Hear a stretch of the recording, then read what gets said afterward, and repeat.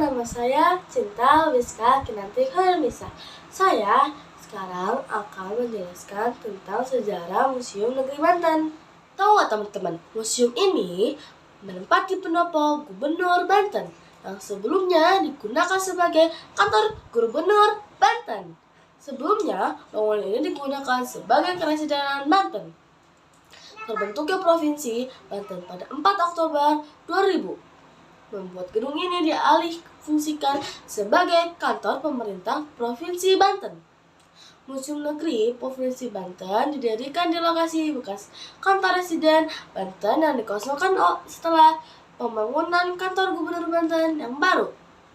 Telah selesai dan mulai difungsikan pada November 2013. Kantor Gubernur Banten yang baru ini berada di kawasan kantor pusat pemerintah Provinsi Banten loh teman-teman.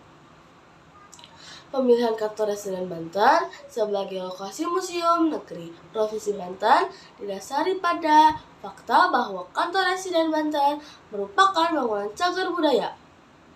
Selain itu, lokasinya yang berada di pusat kota, Serang sangat strategis bagi pengadaan museum ini. Wow, sangat efisien. Hal ini didukung pula oleh halaman yang luas dan pepohonan yang rindang, disertai sederet bangunan bersejarah yang meningkatkan minat masyarakat kota Serang dan sekitarnya untuk berkunjung ke lokasi ini setelah pengadaan museum. Museum Negeri Provinsi Banten dirancang untuk menjadi sebuah museum identitas daerah Banten. Koleksinya terdiri dari benda-benda peninggalan Banten di masa lalu loh teman-teman, dan juga benda-benda yang ada di daerah Banten. Pada masa sekarang, koleksi museum akan difokuskan pada beragam peninggalan, sejarah, dan budaya Banten. Tata pamernya diatur agar dapat menyampaikan identitas Provinsi Banten masa kini dan masa lalu. Nah, museum ini juga didirikan dengan kesadaran akan adanya kebutuhan masyarakat untuk dapat memahami adanya perbedaan identitas yang lama dan identitas yang baru. Museum ini dibangun agar masyarakat dapat mengkaji kembali mengenai pandangan lama tentang identitas masyarakat Banten. Nah, tujuan berikutnya yang ingin disampaikan dari pengadaan Museum Negeri Banten adalah untuk memperbesar perhatian utama pada tata pamer museum dan menampilkan identitas masyarakat Banten yang telah dianggap bukan lagi bagian dari identitas masyarakat Banten itu sendiri.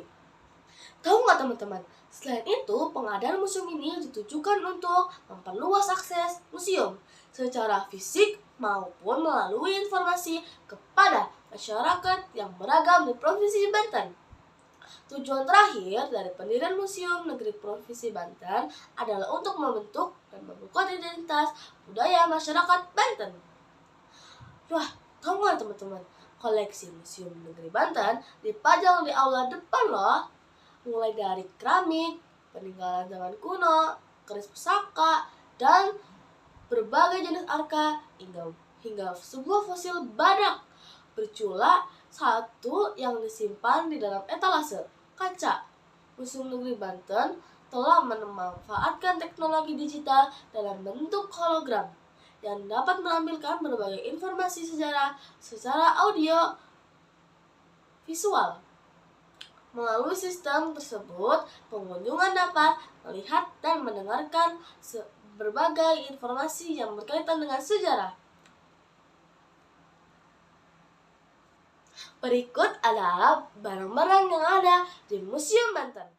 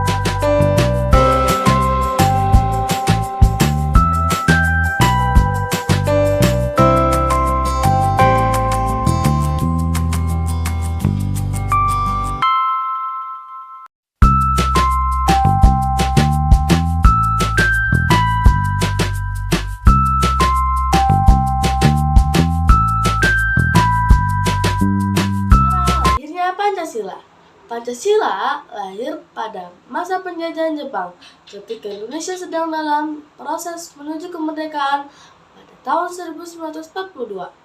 Jepang menduduki Indonesia dan membentuk pemerintahan militer. Namun, pada tahun 1945, Jepang mulai melemah dalam Perang Dunia Kedua dan akhirnya menyerah kepada sekutu.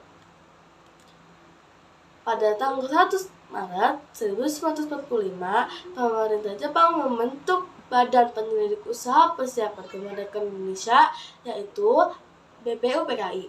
Untuk mempersiapkan kemerdekaan Indonesia, BPUPKI dipimpin oleh Dr.K.H. Rajiman Widyodiningrat dan beranggota 62 orang, termasuk Ir Soekarno, Dr. Muhammad Hatta, dan Mr. Muhammad Yamin.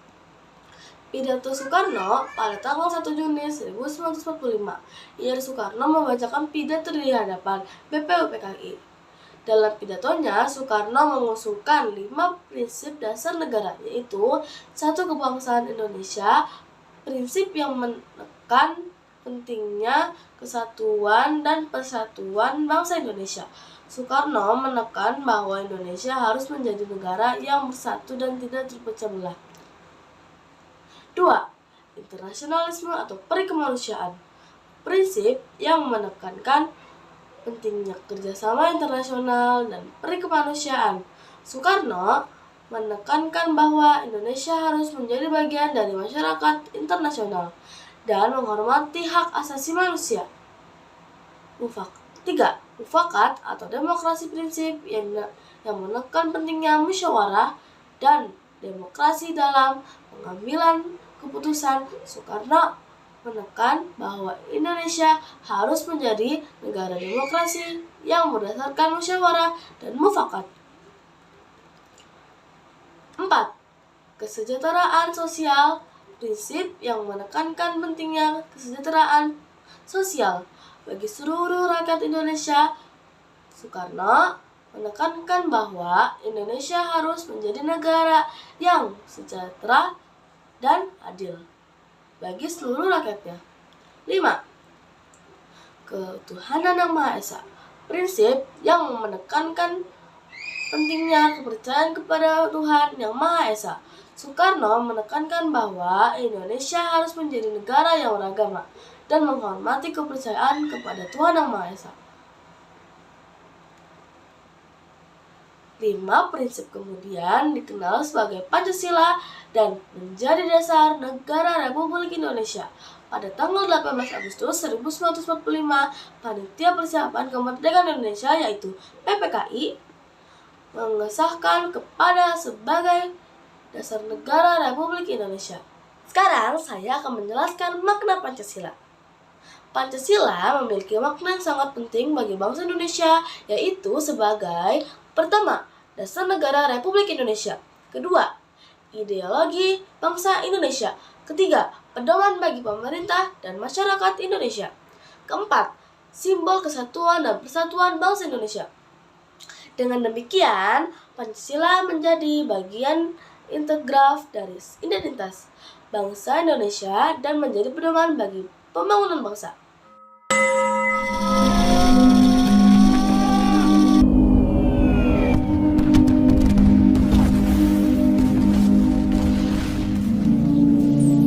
Bangsa Indonesia mengalami sejarah yang panjang dalam melawan penjajah. Kita pernah mengalami penderitaan ketika dijajah oleh Belanda.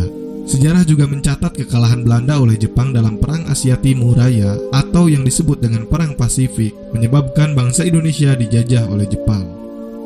Perang Pasifik ini dimulai sejak tahun 1937 sampai dengan 1945. Ibarat pepatah, lepas dari mulut harimau masuk ke mulut buaya. Tepat kiranya untuk menggambarkan bagaimana kondisi penderitaan bangsa kita saat itu. Penderitaan akibat kebijakan tentara Jepang terhadap bangsa Indonesia yaitu sebagai berikut. Pelaksanaan kerja paksa. Hal ini menyebabkan banyak laki-laki di Indonesia dikirim hingga ke Myanmar untuk melakukan pekerjaan pembangunan dan pekerjaan berat lainnya dalam kondisi yang buruk. Ribuan orang Indonesia meninggal dan hilang pada saat kejadian itu berlangsung. pengambilan paksa. Saat itu tentara Jepang mengambil makanan, pakaian, dan berbagai keperluan hidup secara paksa dari masyarakat Indonesia. Perbudakan paksa. Perempuan-perempuan Indonesia banyak dipekerjakan secara paksa oleh tentara Jepang. Selain itu, banyak menahan dan memperlakukan warga sipil di kem-kem tahanan dalam kondisi sangat buruk.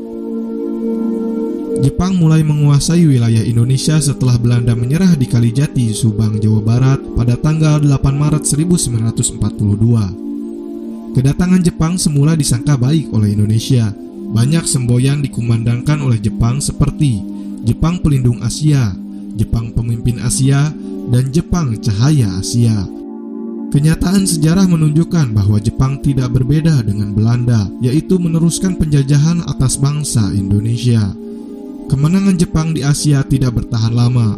Pihak sekutu, Inggris, Amerika Serikat, Belanda melakukan serangan balasan. Satu persatu daerah yang dikuasai oleh Jepang kembali ke tangan sekutu. Melihat hal tersebut, pada peringatan pembangunan Jawa Baru tanggal 1 Maret 1945, Jepang mengumumkan pembentukan Dokuritsu Jumbi Tosakai atau Badan Penyelidik Usaha-Usaha Persiapan Kemerdekaan Indonesia (BPUPKI). Janji Jepang membentuk BPUPKI dibuktikan pada tanggal 29 April 1945 bersamaan dengan hari ulang tahun Kaisar Hirohito. Secara resmi BPUPKI dilantik oleh Jepang dengan anggota yang berjumlah 62 orang, yaitu terdiri atas tokoh-tokoh bangsa Indonesia dan 7 orang anggota perwakilan dari Jepang. BPUPKI diketuai oleh Dr. Rajiman Widyodiningrat, sementara itu wakilnya adalah Raden Panji Suroso dan Ichibangase Yoshio. Ketua dan wakil ketua BPUPKI dilantik pada tanggal 28 Mei 1945. BPUPKI mengadakan sidang sebanyak 2 kali sidang resmi dan 1 kali sidang tidak resmi. Sidang resmi pertama dilaksanakan tanggal 29 Mei sampai dengan tanggal 1 Juni 1945 membahas tentang dasar-dasar negara. Sidang kedua berlangsung tanggal 10 sampai dengan tanggal 17 Juli 1945 membahas rancangan Undang-Undang Dasar. Sejak berkuasa di Indonesia, Jepang dengan segala cara menguras kekayaan dan tenaga Indonesia. Hal ini menimbulkan kesengsaraan dan penderitaan bagi rakyat. Namun, penderitaan tersebut tidak menyurutkan semangat perjuangan kita untuk meraih kemerdekaan. Berbagai upaya dilakukan bangsa Indonesia dengan menyusun barisan dan bersatu padu mewujudkan kemerdekaan yang dicita-citakan.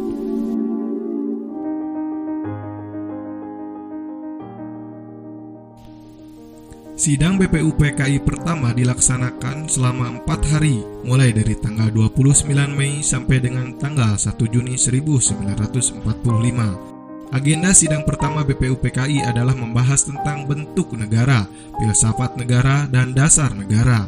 Dalam pidato pembukaan sidang pertama, Ketua BPUPKI memberikan alasan tentang perlunya dasar negara. Ada beberapa tokoh yang mengemukakan pendapat tentang rumusan dasar negara pada sidang pertama BPUPKI. Hal ini bertujuan agar mendapatkan rumusan dasar negara yang tepat. Adapun tokoh-tokoh yang mengemukakan pendapat tersebut yaitu Muhammad Yamin, Supomo, dan Insinyur Soekarno. Setiap tokoh tersebut mengemukakan pendapatnya pada waktu yang berbeda. Muhammad Yamin merupakan orang pertama yang mengemukakan pendapatnya dalam sidang BPUPKI pertama. Pada sidang pertama ini, Muhammad Yamin mengemukakan 5 asas dalam pidatonya. Kelima asas tersebut adalah peri kebangsaan, peri kemanusiaan, peri ketuhanan, peri kerakyatan, peri kesejahteraan rakyat. Setelah selesai berpidato, Muhammad Yamin juga menyampaikan tentang konsep dan dasar negara Indonesia merdeka secara tertulis kepada ketua sidang. Konsep tersebut adalah sebagai berikut. 1. Ketuhanan yang Maha Esa. 2. Persatuan kebangsaan Indonesia. 3. Rasa kemanusiaan yang adil dan beradab. 4. Kerakyatan yang dipimpin oleh hikmah kebijaksanaan dalam permusyawaratan perwakilan. 5. Keadilan sosial bagi seluruh rakyat Indonesia. Selanjutnya, pada tanggal 31 Mei 1945, Supomo mengemukakan 5 usulan dasar negara Republik Indonesia. 5 usulan tersebut yaitu 1. Persatuan, 2. Kekeluargaan, 3. Keseimbangan lahir dan batin, 4. Musyawarah, 5. Keadilan sosial. Pada tanggal 1 Juni 1945, Insinyur Soekarno juga menyampaikan pendapatnya tentang dasar negara Indonesia. Dalam pidatonya tersebut, Insinyur Soekarno menjelaskan tentang dasar filsafat negara. Selain itu, beliau juga mengajukan usul agar dasar negara tersebut diberi nama Pancasila. Usulan yang diajukan Insinyur Soekarno diterima oleh peserta sidang BPU PKI. Oleh karena itu, setiap tanggal 1 Juni diperingati sebagai hari lahirnya Pancasila.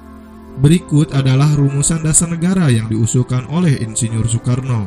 1. Kebangsaan Indonesia. 2. Internasionalisme atau peri kemanusiaan. 3. Mufakat atau demokrasi. 4. Kesejahteraan sosial. 5. Ketuhanan yang Maha Esa. Pada tanggal 1 Juni 1945, dalam sidang pertama BPU PKI juga terdapat beberapa tokoh lain yang berpidato.